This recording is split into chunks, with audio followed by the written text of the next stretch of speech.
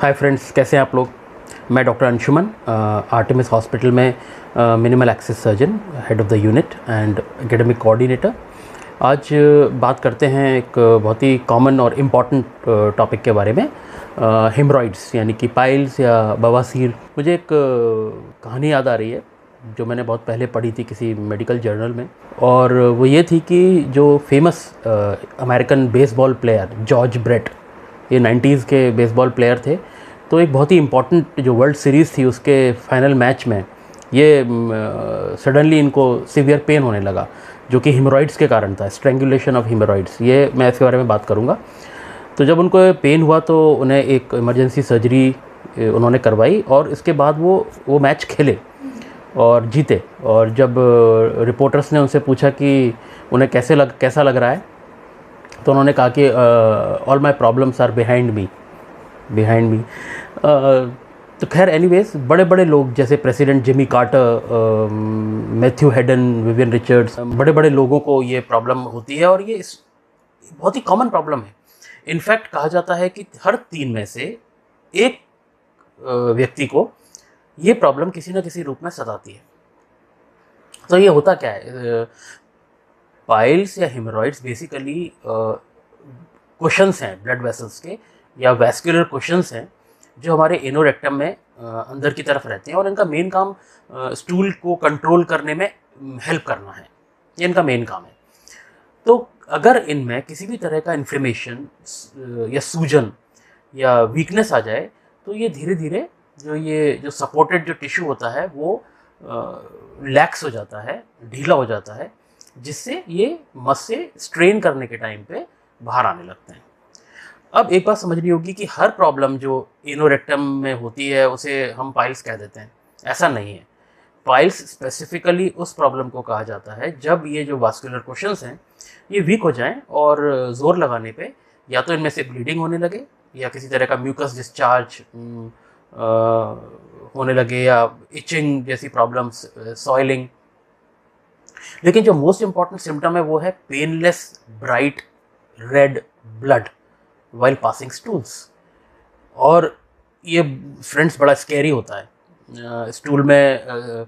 ये बड़ा स्केरी होता है जब आप स्टूल पास करने जाते हैं और आप जब देखते हैं कि नीचे पॉट में रेड ब्लड पड़ा हुआ है, तो ये काफ़ी डरा देने वाला होता है। एक बात समझ लीजिए कि 16 ड्रॉप्स बराबर 1 ml, यानी कि 1 ml खून 16 ड्रॉप्स।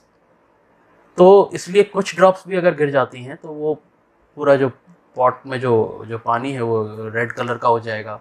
ये जो ब्लड है ये या तो एकदम स्पर्ट की तरह या पिचकारी की तरह आता है, या कभी कभी ये ड्रॉप बाय ड्रॉप टपकता है।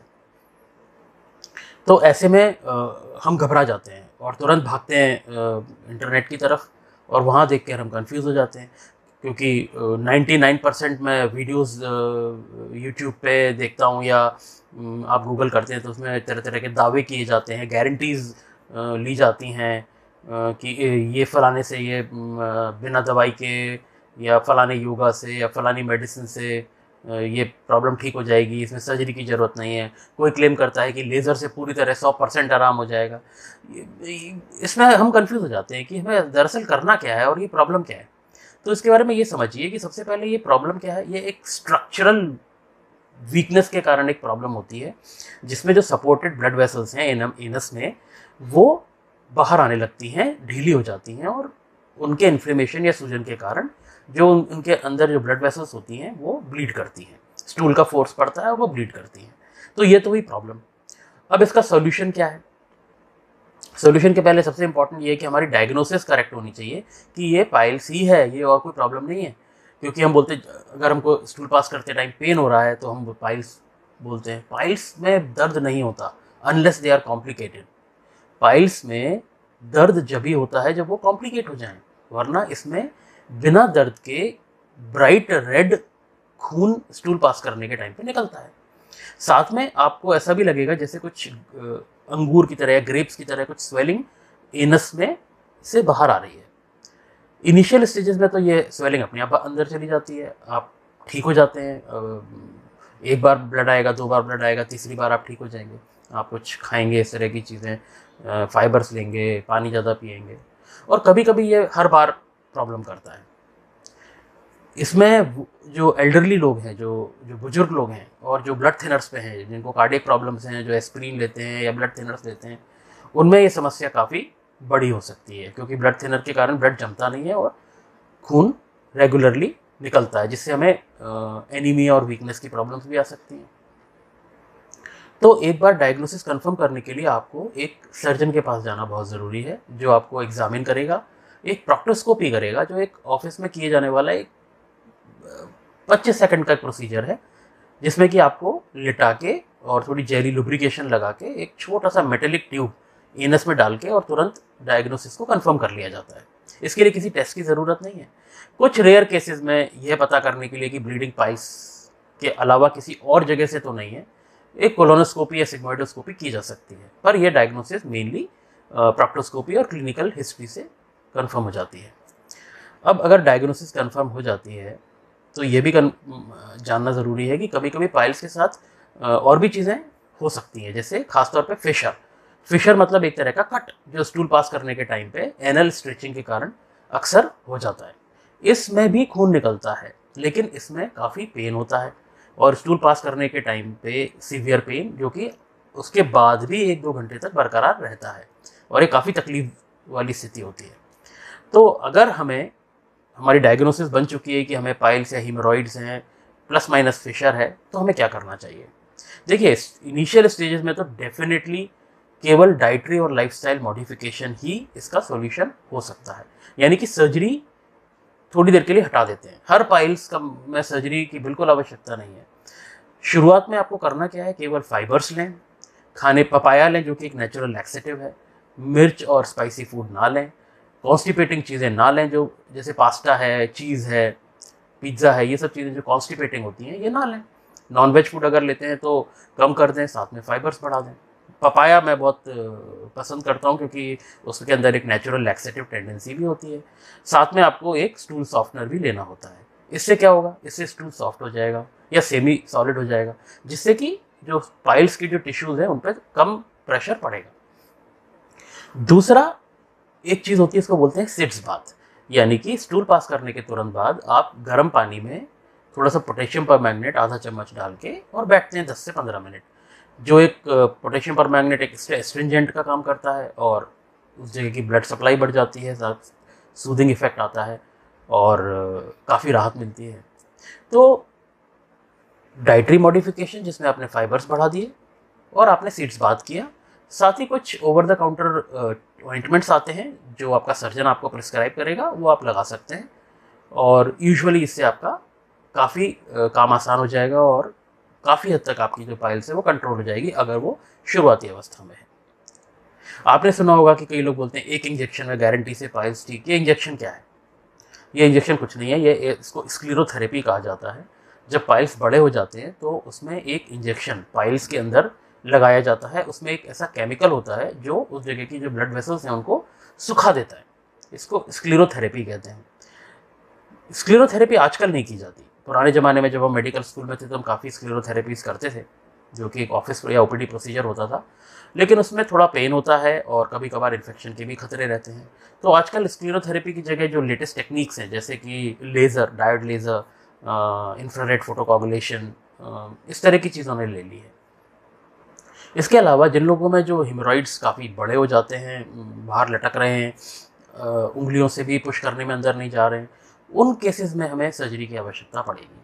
और वो सर्जरी यूजुअली स्टेपलर हीमेरेक्टमी या MIPH उसको कहा जाता है, जो कि 10 से 15 मिनट में की जाने वाली सर्जरी है और स्पाइनल एनेस्थीसिया में करते हैं उसको। 1 दिन का हॉस्पिटलाइजेशन होता है। इसमें पाइल्स की जो ब्लड सप्लाई होती है उसको ख़त्म कर दिया जाता है। एक सर्कुलर सा डोनट निकाल दिया जाता है, तो पाइल्स ऊपर पुलअप हो जाते हैं, फिक्स हो जाते हैं और जो उनमें जो फ्रिक्शन है स्टूल के कारण जो होता है वो ख़त्म हो जाता है और इवेंचुअली पाइल्स का ऑलमोस्ट 90 to 99% सक्सेस रेट इस प्रोसीजर में देखने को मिलती है। लेज़र सर्जरी में भी अगर सही सिलेक्टेड पेशेंट्स में की जाए तो जो रिजल्ट्स हैं वो 95 to 98% है। फ्रेंड्स, हमारा एक पब्लिकेशन है जो कि एक इंटरनेशनल जर्नल में पब्लिश भी हुआ है, जिसमें हमने कंपेयर किया है कि लेज़र और स्टेपलर में जो हमारे पेशेंट्स हैं उनमें क्या रिजल्ट्स आते हैं, जिसके बारे में मैं आपको कभी किसी और वीडियो में बताऊंगा। तो आपने समझ लिया होगा कि अगर पाइल्स हैं, इनिशियल स्टेजेस में हैं, तो आपको डाइटरी लाइफस्टाइल मॉडिफिकेशन करना है ताकि आप स्टूल पास करने में जोर ना लगाएं और बहुत ज़्यादा देर तक कमोड पे ना बैठें। This is the key. ज़्यादा देर बैठेंगे तो ग्रेविटी के कारण ब्लड की पुलिंग हो जाएगी नीचे और पिचकारी की तरह ब्लड निकलेगा। तो स्टूल सॉफ्टनर खा के तुरंत जाएं और तुरंत आ जाए, भले ही आप 2 या 3 बार स्टूल पास करने जाएं, उससे प्रॉब्लम नहीं है। दूसरा, गर्म पानी में बैठ के जो सिट्स बात है। तीसरा, कुछ लोकल ऑइंटमेंट्स हैं।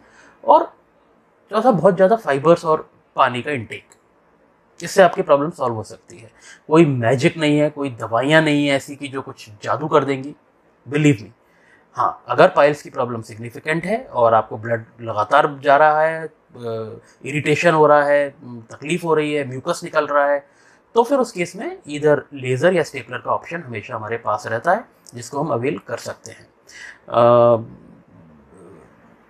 प्रोसीजर के बाद भी हमें कुछ 5-7 दिन का ध्यान रखना है, जोर नहीं लगाना है, सिट्स बात करते रहनी है और डाइटरी लाइफस्टाइल मॉडिफिकेशंस को हमेशा अपने लाइफ में लाना ही होगा, जिससे कि हम इस प्रॉब्लम से बच सकते हैं। अगर आपके कोई भी क्वेश्चंस हो तो आप मेरे को व्हाट्सएप कर सकते हैं और मैं और भी आपको जानकारी दूंगा अगले किसी वीडियो में, जिसमें हम फिस्टुला एंड एनो के बारे में भी बात करेंगे। तो ये इम्पॉर्टेंट जो आज की जो टेक होम मैसेज है वो ये है कि ये बहुत घबराने वाली चीज़ नहीं है। ब्लड निकलता है इसलिए हम एकदम से परेशान हो जाते हैं। अगर इनिशियल स्टेजेस हैं तो हमारे पास ऑप्शन है कंजर्वेटिव यानी कि डाइटरी लाइफस्टाइल मॉडिफिकेशन का, और अगर ये एडवांस स्टेजेस में है, पेनफुल हो रहा है, तो उस केस में हमें लेज़र या स्टेपलर का हेल्प लेना ही पड़ेगा, जो कि एक सर्जन करेगा। और इसके लिए एग्जामिनेशन बहुत ज़रूरी है, क्योंकि जो ब्लीडिंग होती है स्टूल के साथ हमेशा वो पाइल्स नहीं होता। और भी कई कंडीशंस हैं जिनको कि रूल आउट करना ज़रूरी है। जो आंत में ऊपर से अभी ब्लीडिंग हो सकती है, तो उसको रूल आउट करना बहुत ज़रूरी है। तो एक एक्सपर्ट को ही दिखाएं। सिर्फ वीडियोस देख के और ये सोच लें कि नहीं ये फलाने ट्रीटमेंट की गारंटी है, ये है, no. I will strongly recommend that you go to an experienced surgeon who deals with problem in a regular manner. I hope you will like this video और like ज़रूर करें। और अगले बार मैं जल्दी आपसे मिलता हूँ किसी और जानकारी के साथ। आप मुझे बताएं अगर आपको किसी पर्टिकुलर टॉपिक के बारे में जानना है तो आप मुझे व्हाट्सएप पे या नीचे कमेंट्स में लिख सकते हैं। तो मिलते हैं अगली बार। Bye, take care.